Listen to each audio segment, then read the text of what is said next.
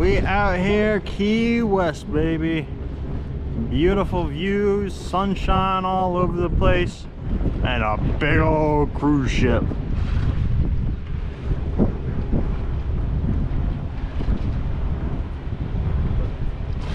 Can't forget, watch out for those manatees.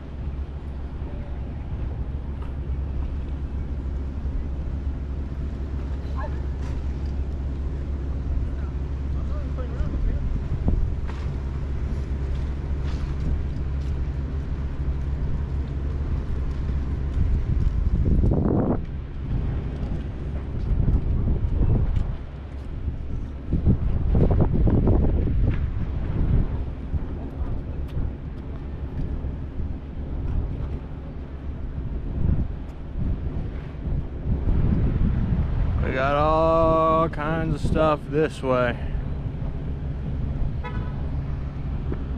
But we're here more for the views, because they are beautiful.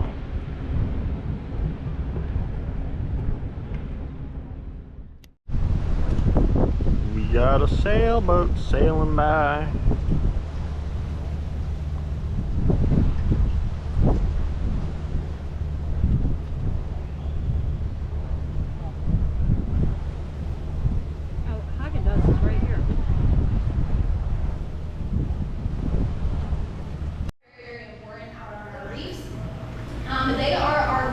Large cleanup crew.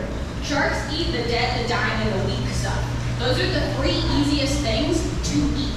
They don't have to exert a lot of energy to go after those meals.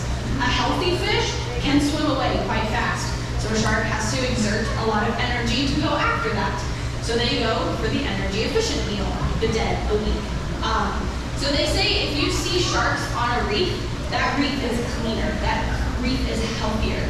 A reef with no sharks is a bad reef, is not a healthy reef. So if you go out snorkeling while you're down here, hope for sharks, look for sharks, because we want sharks out on our reefs. Now sharks have 7 senses. They have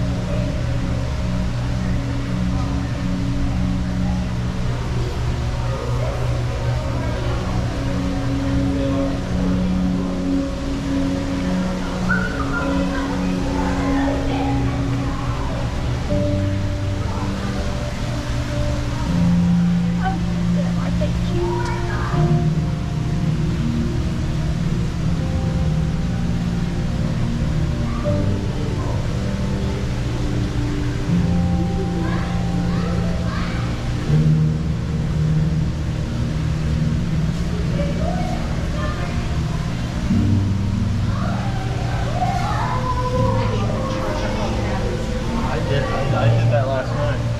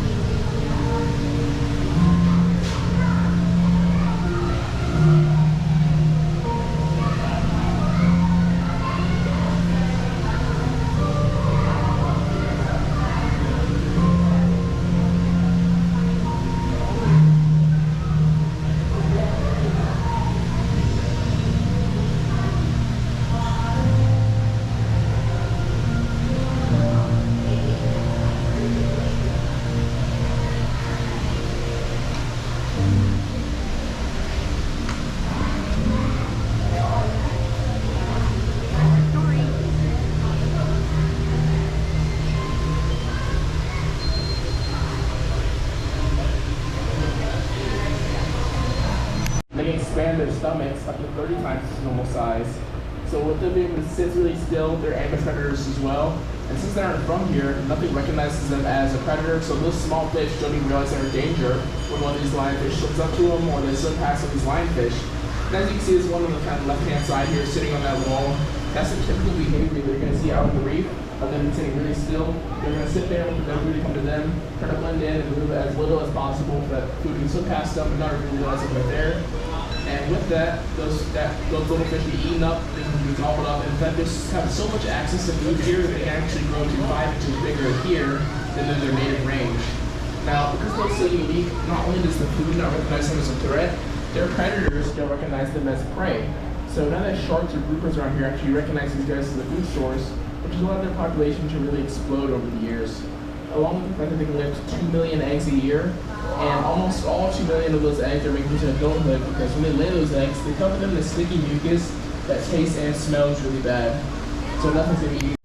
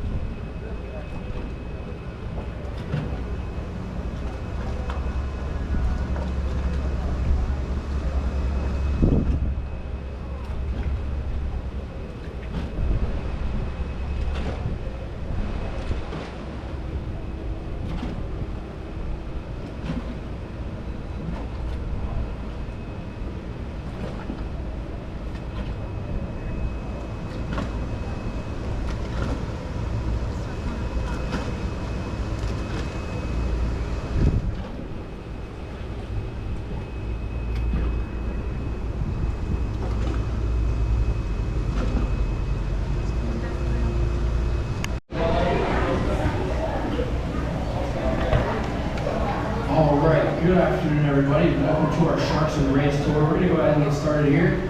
What we're gonna be doing is we're just gonna be feeding these guys in this tank our cow nose rays, as well as our bonnethead shark. And then we're gonna go out back to where our sandbar shark is at. We're also gonna offer him some food and see if he wants to eat as well. But to get started, we're gonna talk a little bit about our cow nose rays. So these guys, all these 4 rays, are gonna be a species of stingray. They look a lot like, they might be manta rays because of the shapes of their body, but they are definitely stingrays. If you look at the very base of their tail, you'll probably see a little barb kind of sticking out right there. That's what they're going to be using to sting, and that's what classifies them as well as a stingray. So if you just kind of look for that barb, you can kind of identify whether it's a stingray or maybe another type of ray. Now the only time that they're going to be using this barb is only when they feel like they're in danger, if they're threatened, if they feel like something's going after them. Other than that, they're not really going to use it. They're not going to go after anything that they're trying to eat with that barb because it takes an entire year for them to just grow that barb back once they use it one time. So they're very careful with it. If you're ever worried about when you're on the beach getting stung by a stingray, the best thing that you can do is kind of just walk around and shuffle your feet. When you shuffle your feet, you're going to kick up a bunch of sand. When you kick that sand up, they're going to know if there's any rays in here just hiding under the sand. They're going to know exactly that there's something very threatening nearby, something larger than them, that they're going to just kind of run away right away. So they don't, like I said, they don't want to sting, they don't want to hurt anybody. It's just all they're trying to do is protect themselves. So that's just if you're worried about it. Yeah, what's up?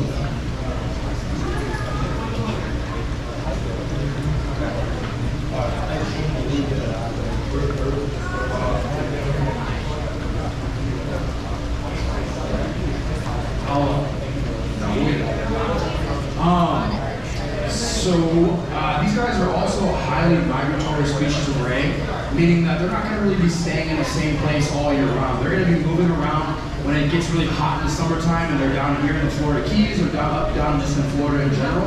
They're going to be moving back to the kind of mid-Atlantic or North Atlantic. They're going to be staying up there, even to the Gulf Coast, because what they want is a very comfortable water temperature. Then when it gets too cold up there where they're at, they're going to be coming right back down here to where it's also some more comfortable and more warmer temperatures. So that's kind of what they're looking for. They don't want it too hot, they don't want it too cold. They want it right, just perfect. So that's kind of why they migrate.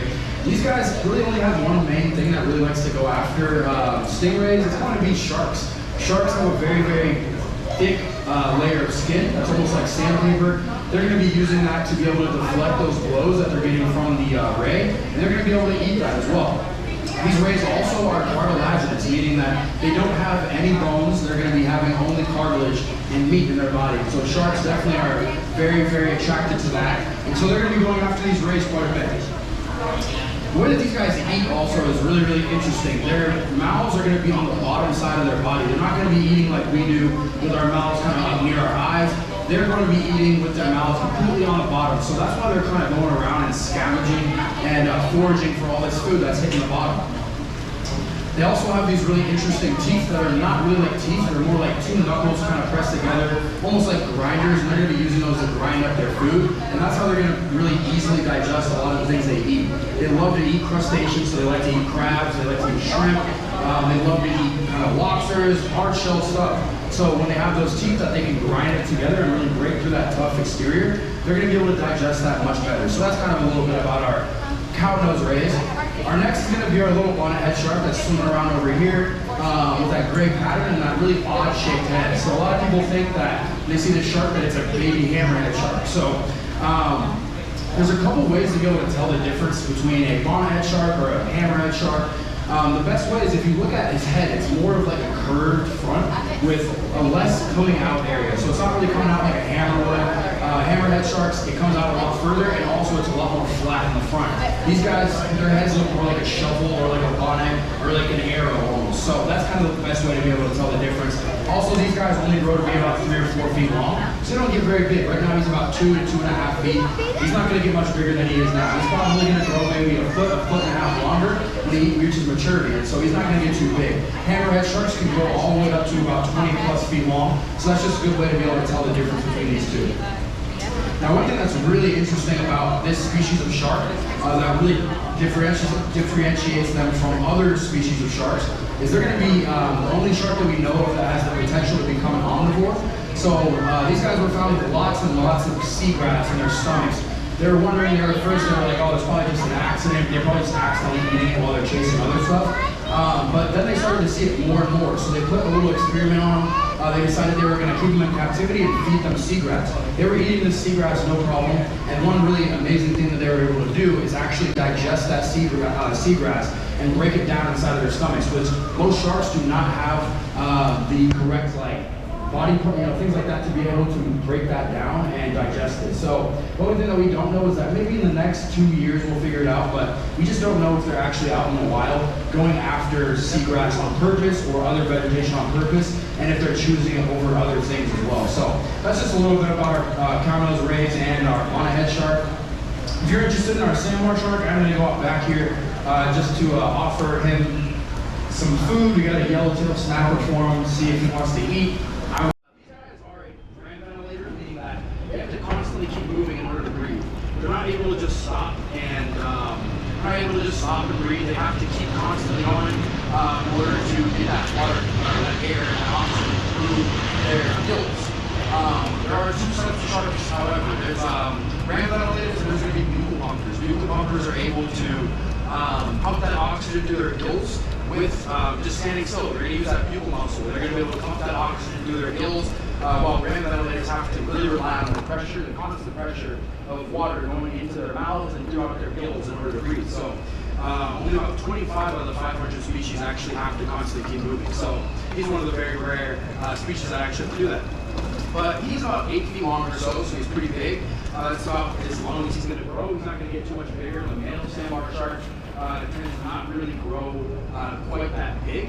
But this guy, his dorsal fin is, as a species, their dorsal fins are going to be very, very large compared to the size of their body. So it's pretty disproportionate. And they're going to be really having that big fin that really helps them be more hydrodynamic, helps them make quicker turns, helps them be more predatory, and also helps them run away from predators. Larger sharks, especially hammerhead sharks and tiger sharks, love to eat other sharks. Sharks are definitely cannibals. They eat rays and they eat sharks, so it happens quite a bit. But these guys were also targeted for that fin as well by people who are shark finning. The shark fin out there for that dorsal fin because it's so large and it's so valuable. So their population really suffered a lot from that kind of epidemic. It's definitely slowed down quite a bit, especially because these guys are completely protected. You can't shark fin them, and you also cannot even harvest them whatsoever. And a lot of sharks are actually, it's illegal to harvest them. So these guys are protected. Population has came back really well. Their population really is thriving because they live in about 6 out of the 7 continents in the world. And the reason for this is because they can handle such different climates. They can handle living in really cold waters during the winter time, and they can also handle living in really hot waters like the Florida Keys during the summertime. They have no issue finding their food. They're not very lazy, but they are going to be very, very energy efficient, which all sharks are, and opportunistic. They don't want something that's very, very lively. They want something that's dead. And they want something that's going to be easy for them to catch. So these guys also have a really interesting jaw structure. Their top teeth are going to be almost really I want to say straight and even teeth that are super sharp and serrated. They're going to use those to cut their prey. So it's almost like a knife. Their bottom teeth are going to be more jagged and hooked and really sharp and smaller and skinnier. They're going to be using those to pierce and hold on to their prey. So it's almost like a fork and a knife inside of their mouth, which is a huge advantage when they need to attack and eat things quickly. That's all I have to say for our Sharks and Rays tour. I'm going to stay out here for just another minute and see if he ends up coming up here. But my name's Manny. If you guys have any questions, don't hesitate to ask. Thank you guys for coming out today and enjoy the rest of your day here in the Keys. Thank you guys.